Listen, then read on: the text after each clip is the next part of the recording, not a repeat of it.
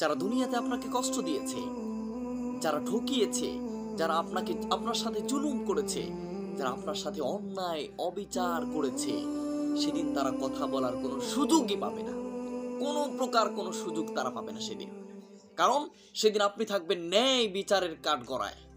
আপনি সেদিন আল্লাহর ন্যায় বিচারের কাঠগড়ায় থাকবেন।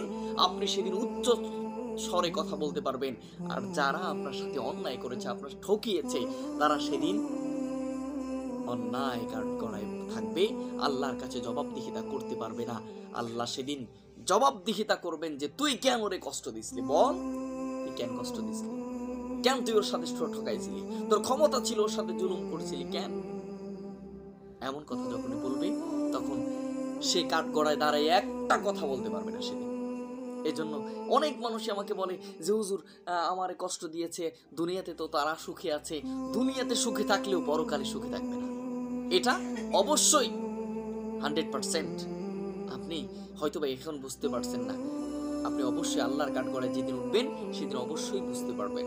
সেদিন পাই টু পাই আপনি বুঝতে পারবেন যে আসলে যে মানুষের মনে কষ্ট দেওয়া, মানুষকে ঠকানো, মানে এত কত বড় একটা জুলুম করা, এটা আসলে